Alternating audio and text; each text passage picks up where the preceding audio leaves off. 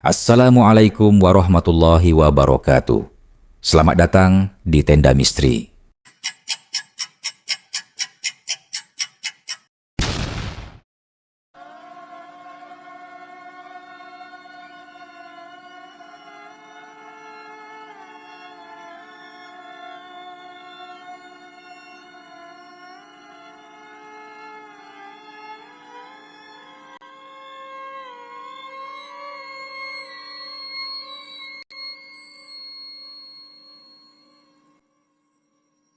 Darmo adalah pedagang mie ayam keliling di sebuah desa kecil bernama Karangsari. Selama bertahun-tahun, gerobaknya selalu sepi pembeli. Mie ayamnya sebenarnya enak, tapi entah mengapa, warung-warung lain selalu lebih ramai. Istrinya, Lastri, yang tengah hamil tua, mulai mengeluh karena hasil dagangan Darmo tak cukup untuk biaya persalinan. Hingga suatu malam, Darmo tak sengaja bertemu dengan seorang lelaki tua berpakaian lusuh di pemakaman desa. Lelaki itu berkata, "Kalau kau ingin laris, datanglah ke makam tua jam 12 malam, bawa kembang setaman dan sesajen darah ayam cemani."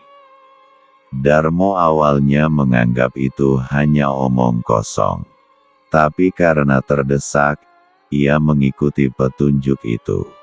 Tengah malam, Darmo datang ke makam tua. Di bawah pohon bungur yang besar, ia meletakkan sesajen.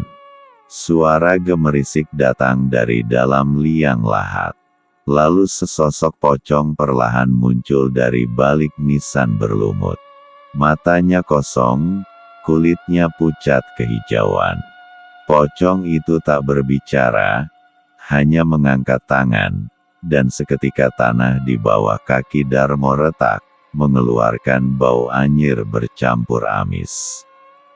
Suara gaib terdengar, "Bayaranku 1 nyawa setiap malam Jumat Kliwon." Tanpa sepenuhnya memahami akibatnya, Darmo mengangguk. Keesokan harinya, dagangan Darmo langsung diserbu pembeli.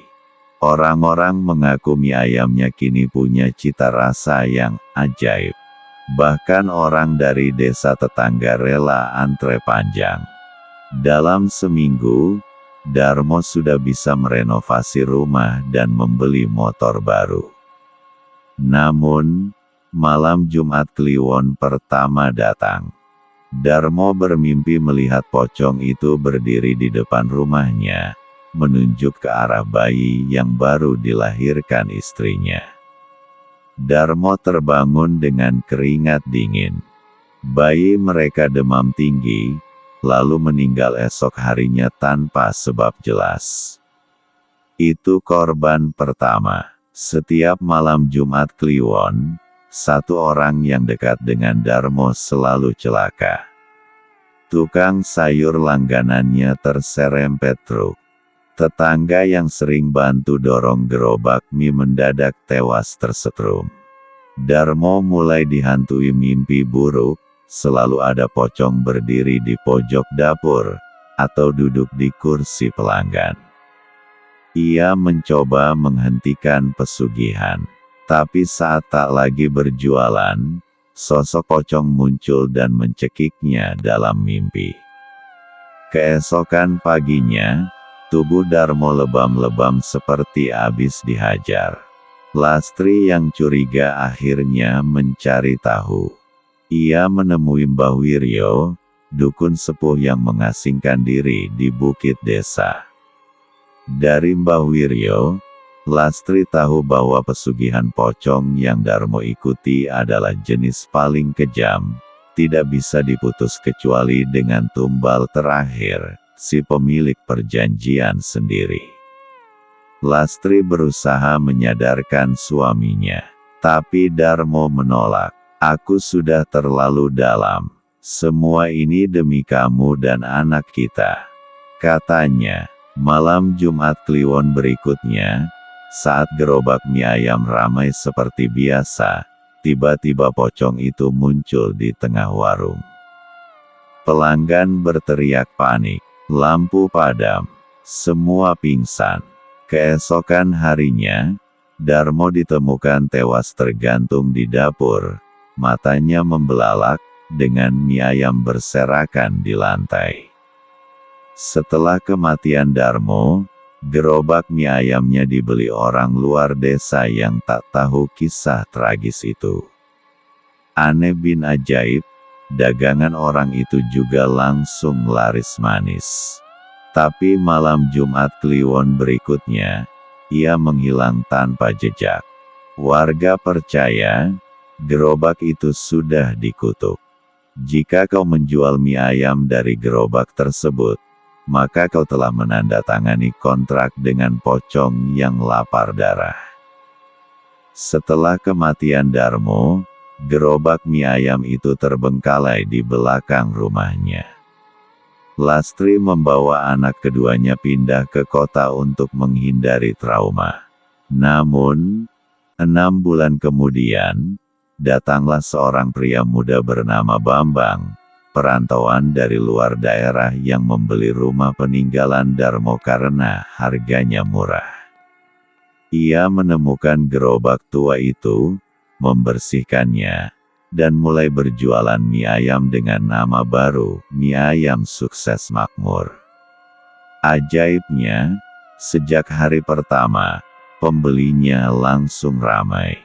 Warga sekitar mulai curiga. Beberapa orang bahkan melihat Bambang berdiri diam di belakang rumah setiap tengah malam.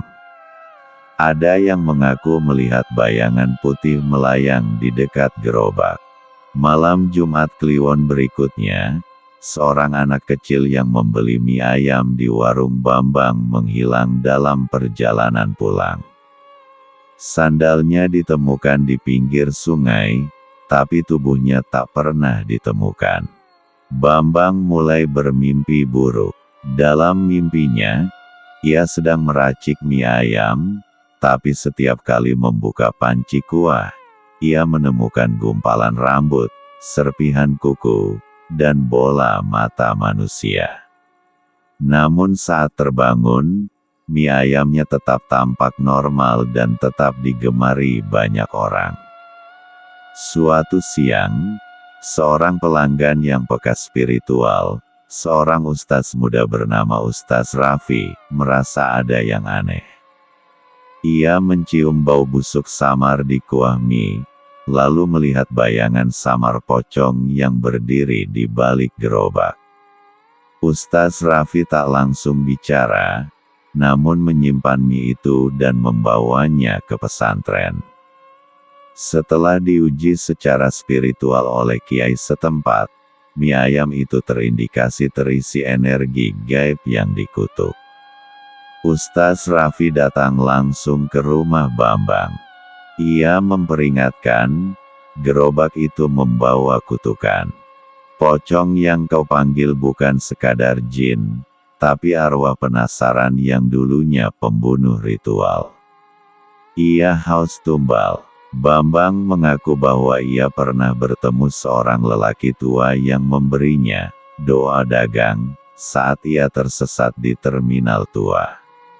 Doa itu ditulis di kertas bekas kafan dan harus dibacakan tiap malam Jumat Kliwon sambil menyiram gerobak dengan air dari kuburan. Raffi dan Kiai memutuskan mengadakan ritual pemanggilan arwah di makam tempat Darmo dulu melakukan perjanjian. Malam itu, mereka membawa air suci, bacaan ayat-ayat, dan daun bidara. Tiba-tiba angin kencang menderu, langit bergemuruh padahal tak hujan. Dari balik pusara tua, pocong Darmo muncul, namun tak sendiri. Di belakangnya, puluhan pocong lain berjejer, korban-korban dari generasi pesugihan sebelumnya. Dalam ritual itu, diketahui bahwa pesugihan ini bukan pesugihan biasa. Gerobak mie ayam adalah medium penghubung antara dunia manusia dan alam arwah.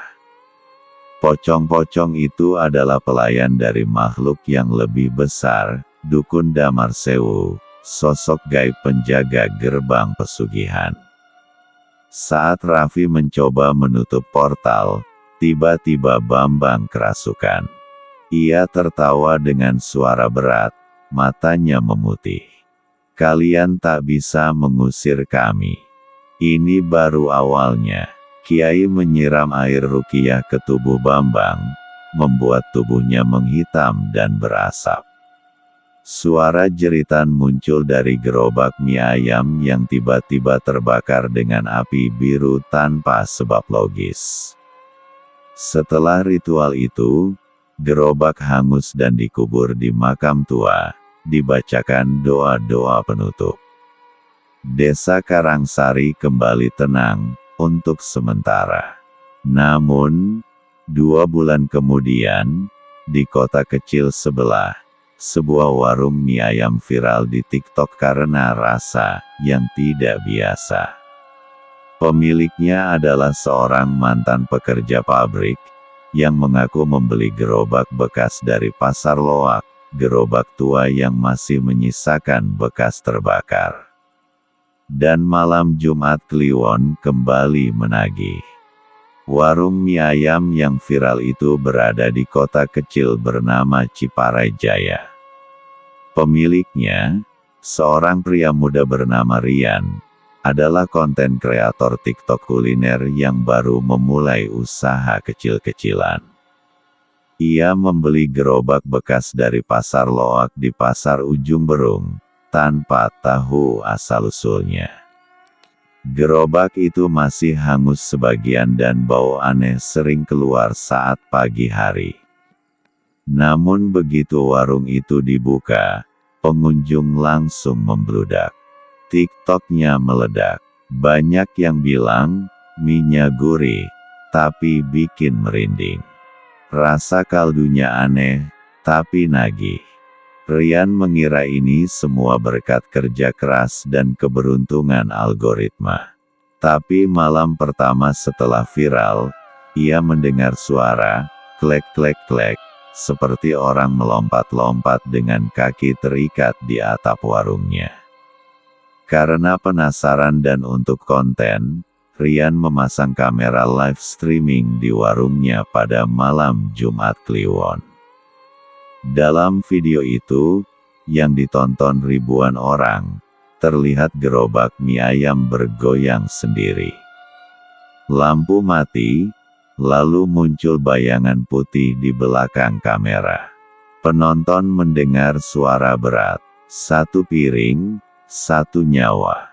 Esok paginya, Rian ditemukan pingsan di depan gerobak dengan mata terbuka lebar, mulutnya penuh mie ayam mentah. Salah satu pengikutnya di TikTok mengaku bahwa saat menonton, ia melihat jelas seorang pocong duduk sambil menyeruput kuah mie. Video itu diturunkan TikTok karena dianggap mengandung konten mengganggu, tapi cuplikan-cuplikan tersebar di media lain. Banyak yang mengira ini hoaks. Tapi beberapa netizen mulai hilang tanpa jejak usai menonton siaran ulangnya. Berita tentang kejadian ini sampai ke telinga Ustaz Raffi. Ia sadar bahwa gerobak kutukan itu tidak dihancurkan sepenuhnya, hanya dipindahkan. Bersama seorang mantan wartawan bernama Dina, mereka melacak riwayat gerobak itu. Dina menemukan dokumen tua dari arsip Desa Karangsari.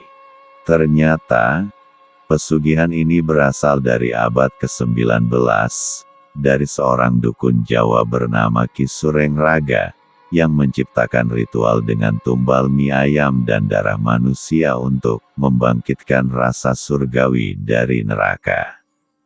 Mie ayam itu bukan sekadar makanan. Ia adalah media pemindahan jiwa. Siapa yang memakannya, akan memberi celah pada arwah pocong untuk masuk ke dalam tubuhnya secara perlahan, seperti parasit. Raffi dan Dina mencari Rian yang kini dirawat di RSJ. Di sana, Rian tak bisa bicara, hanya menulis kata yang sama berulang-ulang di dinding. Sajikan, sajikan, sajikan. Mereka akhirnya menemukan gerobak itu lagi, disimpan dalam gudang tua di belakang rumah Rian. Tapi saat mereka mendekat, tiba-tiba muncul pocong Darmo, lalu disusul puluhan lainnya. Kali ini mereka bisa bicara, serempak. Lebih besar dari, kami lapar, kami tak bisa kembali. Kau buka jalan, maka tutupnya dengan darahmu. Dalam pertarungan spiritual di gudang itu, Ustaz Raffi membaca ayat-ayat suci, dan Dina menyiramkan minyak bidara. Tapi api hitam justru keluar dari dalam gerobak, membentuk wajah mengerikan dari dukun Ki Sureng Raga. Ia mencoba merasuk ke tubuh Dina, namun Dina sempat menusukkan pisau pusaka ke gerobak itu, menghancurkan segelnya. Suara jeritan panjang menggema. Semua pocong mencair seperti lilin. Gerobak meledak dalam cahaya putih. Setelah itu, semua kembali normal. Rian sembuh, walau masih trauma. Raffi dan Dina menulis buku tentang pengalaman mereka. Tapi setahun kemudian, di sebuah food court kota besar, muncul tenan baru bernama mie ayam pusaka leluhur. Saat dicek, pemiliknya tak pernah bisa ditemui langsung. Dan saat mie ayam itu disajikan, kuahnya berwarna agak kehitaman, dengan aroma bunga setaman. Mie yang membuatmu kenyang bukan di perut, tapi membuatmu lapar untuk selamanya. Food court modern itu bernama Urban Taste, terletak di lantai dasar sebuah mall elit di kota metropolitan. Tenan baru bernama mie ayam pusaka leluhur, dibuka secara misterius. Tanpa promosi besar-besaran, pengunjung sudah membludak sejak hari pertama. Rasa mie-nya sangat lezat, namun aneh. Aroma dupa, rasa manis bercampur amis, dan kuahnya kadang seperti berubah warna di bawah cahaya. Beberapa pelanggan mulai mengalami halusinasi setelah makan di sana, melihat bayangan putih melompat di cermin, mendengar suara tanah dikais di malam hari, bahkan mimpi aneh di mana mereka berada di dalam liang lahat sambil menyuap mie panas yang tak habis-habis. Seorang influencer kuliner bernama Fandi, yang biasa mengulas makanan viral, datang dan merekam ulasan di sana. Ia memuji mie-nya sebagai mie terenak sepanjang hidup. Tapi dalam video yang ia unggah ke YouTube, penonton melihat bayangan pocong berdiri di belakangnya sepanjang video, padahal tak ada siapa-siapa saat syuting. Video itu viral, tapi Fandi menghilang malam itu juga. Tubuhnya ditemukan di dalam lemari pendingin apartemennya, mukanya penuh bekas kuah mie ayam. Ustaz Raffi yang mendengar kabar ini, datang ke kota besar bersama Dina. Mereka menyamar sebagai pelanggan dan menyusup ke dapur tenan mie ayam itu. Ternyata, dapurnya tak seperti dapur biasa. Ada altar kecil di pojok ruangan, dengan lilin hitam, bungkusan kembang, dan tulang-tulang kecil dalam panci besar. Di dinding, ada foto lama dari Darmo, Rian, dan wajah asing lain yang matanya dicoret tinta merah. Tiba-tiba, manajer tenan muncul, seorang wanita tua berkerudung lusuh yang tak pernah muncul di publik. Ia tersenyum, lalu berkata dengan suara dua lapis. Lebih besar dari, terima kasih sudah membawa gerobak itu sejauh ini. Kini bukan satu desa, tapi satu kota yang akan menjadi ladang tumbal. Wanita itu berubah. Tubuhnya terangkat, matanya membusuk, dan dari punggungnya keluar tali kafan panjang yang bergerak seperti tentakel. Pocong-pocong mulai bermunculan dari lantai food court, merangkak naik ke ruang makan. Pelanggan menjerit, lampu mati, alarm kebakaran berbunyi, tapi air yang menyembur dari sprinkler justru berwarna merah darah. Raffi memimpin pembacaan ayat-ayat suci. Tapi pocong-pocong itu menutup telinga mereka sambil menggigit lidah sendiri. Dina mencoba membakar altar, tapi tak bisa. Hingga akhirnya ia sadar, altar itu harus dibasahi darah orang yang pernah memakan mie kutukan. Dengan keberanian nekat, Dina mengiris tangannya sendiri dan menyiramkan darah ke altar. Api menyambar, pocong-pocong melolong dan mencair satu persatu. Wanita pemilik warung hancur menjadi debu kafan. Tenan itu terbakar abis. Namun, seminggu setelah kejadian itu, Mall Urban Taste dibuka kembali. Semua ditutup oleh pihak pengelola sebagai kebakaran listrik biasa. Ustaz Raffi dan Dina menghilang, tak ditemukan lagi, bahkan dari jejak GPS terakhir mereka. Namun, di sudut internet yang kelam, muncul kembali akun TikTok misterius, @myepusakakutukan, yang hanya mengunggah suara rebusan mie dan tawa samar di latar. Deskripsi bionya hanya satu kalimat. Lebih besar dari, mie ayam tak butuh sambal, hanya butuh jiwamu. Dan orang-orang yang menontonnya, perlahan, satu persatu, tak pernah bisa berhenti lapar.